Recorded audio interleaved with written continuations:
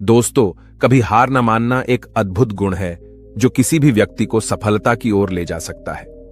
यह वह शक्ति है जो हमें चुनौतियों का सामना करने और अपने लक्ष्यों को प्राप्त करने में मदद करती है।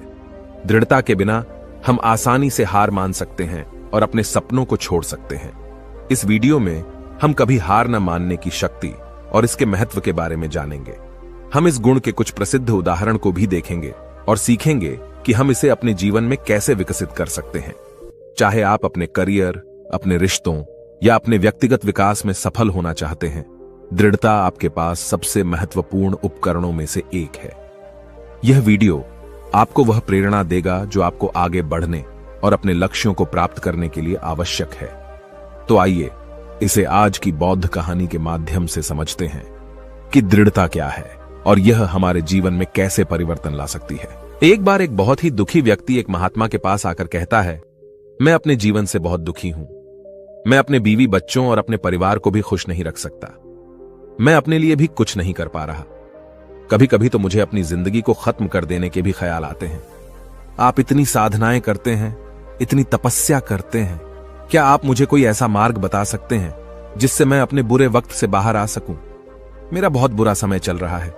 2 वक्त की रोटी का इंतजाम करना भी मेरे लिए बहुत मुश्किल हो गया है। अब आप ही बताइए कि ऐसे वक्त में मैं जिंदा रहूं तो कैसे रहूं? कैसे अपने परिवार को खुश रखूं? कृपया करके कोई साधारण सा तरीका बताने की अनुकंपा करें ताकि मैं आसानी से समझ सकूं, क्योंकि मैं बहुत पढ़ा लिखा नहीं हूं। अगर आप बड़ी बड़ी ज्ञान की बातें करेंगे तो शायद मैं कभी समझ भी नहीं पाऊंगा। यह सुनकर महात्मा ने मुस्कुराते हुए कहा कि तुम एक काम कर सकते हो मेरा।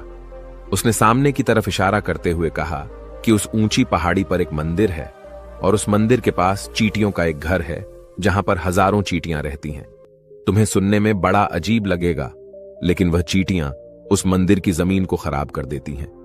उस मिट्टी की उपजाऊ शक्ति वह खत्म कर देती है, जिसके कारण वहां पर कोई भी पेड़ या कोई भी घास पनप नहीं पाती है। तुम मेरा एक काम करो, उसके बाद मैं तुम्हें तुम्हारे सवालों के जवाब दूंगा। तुम 7 दिन तक रोज उस पहाड़ी पर जाओ और उस चींटियों के घर को तहस नहस कर दो, उसको तोड़ दो। जब भी तुम्हें कोई चींटियों का घर दिखे मंदिर के आसपास, तो उसे वहीं पर तहस नहस कर देना। लेकिन याद रहे, घर को तोड़ने में कोई भी चींटी मरने नहीं चाहिए। इस बात को समझने का प्रयास करते हुए वह युवक वहां से चला गया। शायद उसको कुछ समझ में नहीं आया था कि महात्मा जी ऐसा क्यों करवा रहे हैं। वह तो उन चींटियों पर अन्याय कर रहे हैं, उनका घर तोड़वा रहे हैं, उन्हें नुकसान पहुंचा रहे हैं। आखिर कौन महात्मा ऐसा करेगा? लेकिन फिर भी उस महात्मा की बात मानते हुए वह अगले दिन से ही पहाड़ी पर जाना शुरू कर देता है। जब वह पहले दिन पहाड़ी पर पहुंचता है तो देखता है कि बहुत सारी चींटियां अपना खाना जुटाने में लगी हुई हैं। सारी चींटियां कतार से चल रही थीं और अनाज के छोटे छोटे कण उठाकर अपने घर में जमा करती जा रही थी। ये देखकर पहले तो उस युवक का मन कमजोर पड़ गया। उसने सोचा कि ये इतनी मेहनत करके अपना घर भर रही हैं और मैं इनके घर को तबाह कर दूंगा तो इनको कितना बुरा लगेगा। लेकिन फिर उसने उस महात्मा की बात याद करते हुए उस घर को तोड़ना शुरू कर दिया। जल्द ही चींटियों में हाहाकार मच गया। वह इधर उधर दौड़ने लगी। अभी तक जो कतार में चल रही थी, अब वह बिखर गई और इधर उधर अपनी जान बचाने के लिए भागने लगी। थोड़ी देर में घर टूट गया और सारी चींटियां इधर उधर छुपने के लिए भाग चुकी थीं। यह करने के बाद वह युवक दुखी मन से वापस अपने घर पर लौट आया। उसका मन परेशान था, दुखी था, पश्चाताप से भरा हुआ था। फिर उसने अपने बिस्तर में रात में लेटे लेटे ही सोचा कि अब तो उन चींटियों का घर तबाह हो चुका है। अब वहां वापस जाने से क्या प्रयोजन है? अब क्या फायदा होगा? क्योंकि चींटियों का घर तहस नहस करने के लिए महात्मा जी ने कहा था, जो मैं कर चुका हूं। लेकिन फिर कुछ सोचकर अगले दिन उसने फिर से जाने का निश्चय किया और अगले दिन सुबह सुबह उठकर वह वापस उसी पहाड़ी पर पहुंच जाता है।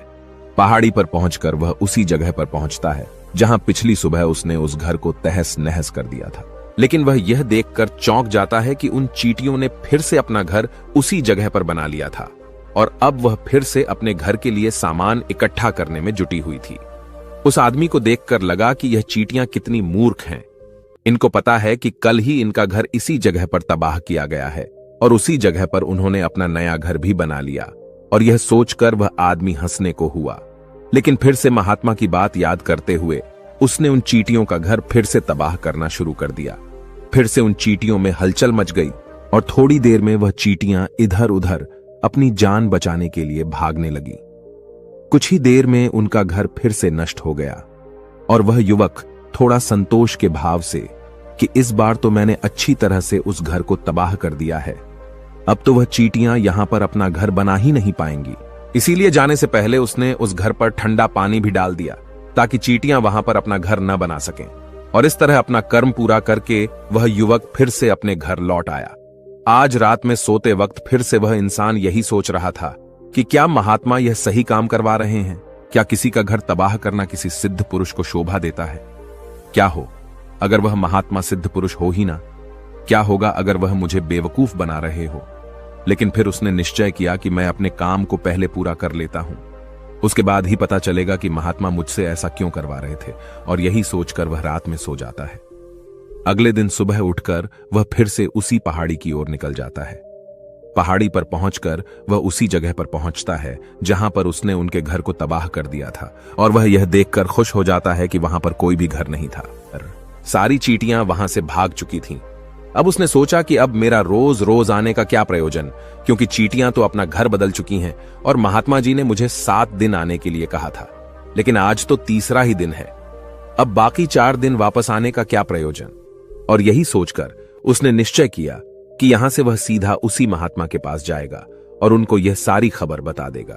जब वह वापस मुड़कर उस पहाड़ी से उस महात्मा की कुटिया की तरफ जाने लगा तो उसने देखा तो अचानक उसकी नजर एक और घरौंदे पर पड़ी जो कि चींटियों का ही बनाया हुआ था। मतलब कि वह घरौंदा चींटियों ने ही बनाया था और अब वह चींटियां नए घर में वास कर चुकी थीं। यह नया घर उनके पुराने घर से थोड़ी ही दूरी पर था, और जब उस युवक की नजर उस घरौंदे पर पड़ी तो उसने सोचा कि शायद महात्मा को पता था कि यह चींटियां अपना घर यहां से बदलकर किसी दूसरी जगह पर बना लेगी, इसीलिए उन्होंने मुझे 7 दिन आने के लिए कहा था। और यह विचार करके वह उसका नया घर भी तोड़ने के लिए पहुंच जाता है। जब वह वहां पहुंचा तो चींटियां उसी तरह अपने कार्य में लगी हुई थीं। वह अपने लिए खाना इकट्ठा कर रही थी और अपने घर में जमा करती जा रही थी। जो पुराना घर टूटा था वहां भी अनाज के कण बचे हुए थे और चींटियां वहां से भी अनाज इकट्ठा कर करके वापस अपने नए घर में ला रही थी। अब यहां पर फिर से युवक का मन थोड़ा कमजोर पड़ गया, क्योंकि वह खुद भी कमजोर था, खुद भी वक्त का मारा हुआ था। इसीलिए उसके मन में उन चींटियों के प्रति दया का भाव उमड़ रहा था। उनके ऊपर उसे दया आ रही थी। वह चाहता था कि उनकी मदद करे, लेकिन वह उल्टा उनको नुकसान पहुंचा रहा था। लेकिन उस महात्मा की बात को याद करते हुए उसने फिर से उस घर को तोड़ने का निश्चय किया, और उसने इस बार बड़ी ही सावधानी के साथ बिना किसी चींटी को कोई नुकसान पहुंचाए वह घर तबाह करना शुरू कर दिया। वक्त थोड़ा ज्यादा लगा, क्योंकि किसी भी चींटी को नुकसान न पहुंचाने की शर्त महात्मा ने पहले ही रखी थी। इसीलिए उसको बड़ी सावधानी के साथ उन घरों को तबाह करना था। लेकिन आखिरकार उसने उस घर को भी तबाह कर दिया, और उस घर को तबाह करने के बाद वह बड़े ही दुखी मन से, इस बार वह पहले से भी ज्यादा दुखी था, क्योंकि उसने उनका नया घर भी तोड़ दिया था। वह उन चींटियों को बसने ही नहीं दे रहा था, और वह अब अपने आप को शैतान या दानव समझने लगा था। लेकिन फिर भी उस महात्मा की बात को मानते हुए वह अपने घर पर दुखी मन से वापस आ गया। रात में सोने से पहले एक बार उसने फिर से सोचा कि मैं कितना बड़ा शैतान हूं, कितना बड़ा दानव हूं। पुराना घर तो छोड़ो, मैं उन चींटियों को कहीं भी बसने के लिए कोई जगह ही नहीं दे रहा हूं। वह चींटियां मेरे बारे में क्या सोचती होंगी? वह कितना दुत्कारते होंगे उस परमात्मा को जो मेरे द्वारा यह काम करवा रहा है। लेकिन फिर भी उसने अगले दिन जाने का निश्चय किया, और अगले दिन सुबह सुबह वह फिर से वहां पर पहुंच गया। वह यह देखकर फिर से आश्चर्यचकित रह जाता है कि इस बार चींटियों ने एक और नई जगह पर अपना घर बना लिया था। वह पहले से भी ज्यादा ऊर्जा के साथ काम कर रही थी, और उन्होंने एक रात में पहले से भी बड़ा घर बना लिया था, और अब वह फिर से अपना अनाज और खाना इकट्ठा करने में जुटी हुई थी। यह देखकर उस आदमी को लगा कि यह चींटियां किस मिट्टी की बनी हुई हैं। मैं इनको बार बार यहां से भगाने की कोशिश कर रहा हूं, और यह वहीं पर अपना घर बना लेती हैं। क्या इनको पता नहीं है कि मैं इन्हें यहां पर कभी भी बसने नहीं दूंगा? यह चींटी है, दिखने में इतनी छोटी है, लेकिन फिर भी यह मुझसे हार नहीं मान रही है। बड़े ताज्जुब की बात है। और इस बार उसने गुस्से में उस घर को तहस नहस करना शुरू कर दिया। लेकिन इस बार तहस नहस करते हुए कुछ चींटियां वहीं पर मर गईं। उसके पैरों तले कुचल दी गई। कुचलने के बाद जब वह अपने अहंकार से बाहर आया तो उसने देखा कि गुस्से में उसने उन चींटियों को कितनी क्षति पहुंचा दी है। उसका मन पश्चाताप से भर गया और वह रोता हुआ अपने घर की तरफ बढ़ गया। रात में सोते वक्त उसने सोचा कि मैं उन चींटियों पर बहुत ज्यादा अत्याचार कर रहा हूं। अब इससे ज्यादा अत्याचार मैं नहीं कर पाऊंगा। और यही सोचकर वह अगले दिन उन चींटियों के लिए अपने घर से थोड़ा आटा लेकर उसी पहाड़ी पर पहुंच जाता है। आज उसके मन में उन चींटियों के प्रति श्रद्धा का भाव था, दया का भाव था। आज वह उनकी मदद करना चाहता था। और जब वह वहां पर पहुंचा तो चींटियां फिर से अपने नए घर को बनाने में जुटी हुई थीं। उसने बड़ी ही दया के साथ उन चींटियों को अपना लाया हुआ आटा खिलाया और अगले 3 दिनों तक वह ऐसा ही करता रहा। जो इंसान पिछले 4 दिनों से चींटियों को नुकसान पहुंचा रहा था, अब वही इंसान उन्हें मदद कर रहा था। वह रोज सुबह जाता और उन चींटियों को अपने हाथों से आटा खिलाता। 7 दिन के बाद वह युवक उस महात्मा के पास पहुंचकर हाथ जोड़कर बोलता है कि हे महात्मा जी, मुझे माफ कर देना। मैंने उन चींटियों का घर तबाह करने के लिए बहुत कोशिश की। मैंने उनका घर तबाह किया भी। 1 बार नहीं, 4 बार मैंने उनका घर तोड़ा। उसके बाद मैं हिम्मत नहीं कर पाया, उनके घर को नहीं तोड़ पाया। मैं समझ सकता हूं कि मैंने आपका काम पूरा नहीं किया और इसके बदले आप मुझे वह तरीके भी नहीं बताएंगे जो कि मुझे मेरे बुरे समय से बाहर निकाल सकते हैं। लेकिन मुझे इसका कोई दुख नहीं है। मुझे लगता है कि मैंने जो किया वह सही किया, इसीलिए मैं आपसे आज्ञा लेकर वापस जा रहा हूं। कृपया मुझे वापस अपने घर जाने की आज्ञा दीजिए।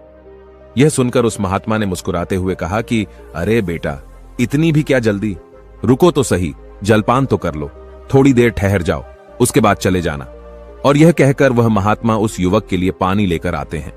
पानी पिलाने के बाद महात्मा उस युवक से पूछते हैं कि तुम मुझे यह बताओ कि आखिर तुम उन चींटियों का घर तबाह क्यों नहीं कर सके। वह चींटियां तो छोटी छोटी हैं और तुम इतने विशाल हो, फिर भी तुम उन छोटी छोटी चींटियों का घर तबाह नहीं कर पाए। कहां है तुम्हारी शक्ति, तुम्हारा बाहुबल? इसका जवाब देते हुए उस युवक ने कहा कि हे गुरुवर, मैंने उन चींटियों का घर तबाह कर दिया था, बार बार किया था। एक बार तो अपने गुस्से में उन चींटियों को भी मैंने हानि पहुंचा दी थी। लेकिन जिस दिन मैंने उनको हानि पहुंचाई, उसी दिन मेरे को लगा कि मैं उनको क्यों हानि पहुंचा रहा हूं, क्यों इनको इतनी तकलीफ दे रहा हूं। और उसी दिन से मैंने उनको नुकसान पहुंचाने की बजाय उनकी सहायता करनी शुरू कर दी। यह सुनकर उस महात्मा ने कहा कि यही तो सीखने की बात है। एक छोटी सी चींटी हमें जीवन का संदेश दे जाती है। मैंने तुम्हें उन चींटियों का घर तबाह करने के लिए नहीं भेजा था, मैंने तुम्हें भेजा था ताकि तुम उन चींटियों से कुछ सीख ले सकूं। तुम्हें क्या सीख मिली उन चींटियों से, क्या मुझे बता सकते हो? यह सुनकर उस युवक ने पूरी कहानी बयां कर दी। पूरी कहानी सुनने के बाद महात्मा ने मुस्कुराते हुए कहा कि बेटा, तुमने जो महसूस किया, मैं वही तुम्हें दिखाना चाहता था। वो ये थी कि तुमने कितनी ही बार उनके घर को तोड़ने की कोशिश की, कितनी ही बार प्रयास किया कि उनका घर तबाह हो जाए, लेकिन वह हर बार अपना नया घर बना लेती थी। उन्होंने कभी भी हार नहीं मानी। अगर वह हार मान लेती तो चींटियां तुम्हें वहां पर नहीं मिलती। जब एक छोटी सी चींटी अपने विश्वास और मेहनत से इतने बड़े आदमी का दिल बदल सकती है, तो तुम तो इंसानों का मन बदल ही सकते हो। अपने जीवन में अपनी किस्मत न बदलने का कोई कारण तुम्हारे पास नहीं बचता। जीवन कार्यशीलता का नाम है, कर्मशीलता का नाम है। लेकिन हम मनुष्य 1-2 बार हार मिलने पर ही टूट जाते हैं, हताश हो जाते हैं और फिर जीवन में प्रयास ही नहीं करते। और कुछ लोग अपनी जिंदगी को खत्म करने पर उतारू हो जाते हैं। लेकिन जानवरों में तुमने एक बात देखी होगी कि वह अपना जीवन खुद से कभी खत्म कर ही नहीं सकते हैं। तुमने कभी नहीं सुना होगा कि किसी जानवर ने आत्महत्या कर ली, चाहे वह जानवर कितना ही भूखा क्यों ना हो, कितना ही दुखी क्यों ना हो, लेकिन वह अपने जीवन के लिए हमेशा संघर्ष करता रहता है। लेकिन वहीं पर दूसरी तरफ हम मनुष्य 1-2 बार हताश होने पर ही अपना जीवन खत्म कर लेते हैं। जीवन तो कर्म करने का नाम है, इसीलिए मृत्यु से पहले कर्म करना कभी मत छोड़ना, क्योंकि मृत्यु के बाद तो तुम परम विश्राम में चले ही जाओगे। तो उससे पहले कर्म करना क्यों छोड़ रहे हो, क्यों हताश हो रहे हो? अगर तुम्हारा एक घर टूट गया है तो दूसरा घर बनाने का प्रयास करो, कोशिश करो, और कोशिश करने वालों की कभी हार नहीं होती। ये तुम उन चींटियों से देख चुके हो। देखने में तुमसे कितनी छोटी है वह चींटियां और तुम इतने बड़े हो, लेकिन उनका मन तुम्हारे मन से इतना बड़ा है, इतना विशाल है, इतना दृढ़ संकल्प है कि इतनी बार घर टूटने पर भी उन चींटियों ने कभी हार नहीं मानी। दूसरी सीख यहां से लेने की थी, वह यह थी कि जब भी हमारे ऊपर बुरा समय आता है, हमें लगता है कि यह समय कभी नहीं जाएगा, यह समय मेरे जीवन को बर्बाद कर देगा, मुझे कभी नहीं जीने देगा।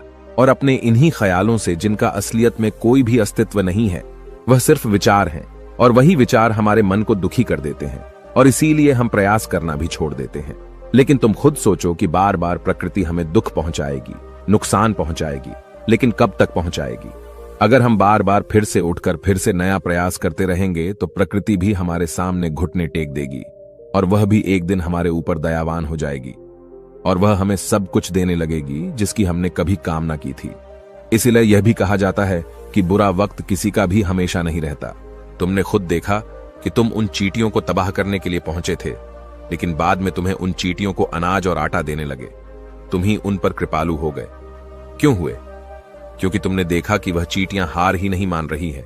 इसी तरह अगर तुम भी अपने जीवन में कभी हार नहीं मानोगे तो एक ना एक दिन यह प्रकृति तुम्हें वह सब कुछ देगी जो तुम अपने जीवन में पाना चाहते थे। इसीलिए हमेशा याद रखना, हमें बिना रुके, बिना थके और बिना परिणाम की चिंता के बस कार्य करते जाना है। और दूसरा यह कि एक न एक दिन प्रकृति तुम्हारे उस कर्म का परिणाम तुम्हें जरूर देगी। तो दोस्तों, कैसी लगी आपको यह कहानी? आप हमें कमेंट सेक्शन में जरूर बताना, और अच्छी लगी हो तो इस चैनल को सब्सक्राइब जरूर कर लेना। तो चलिए मिलते हैं ऐसी ही कोई नई कहानी में कोई नए मैसेज के साथ। तब तक के लिए अपना ख्याल रखें। धन्यवाद। नमो बुद्धाय।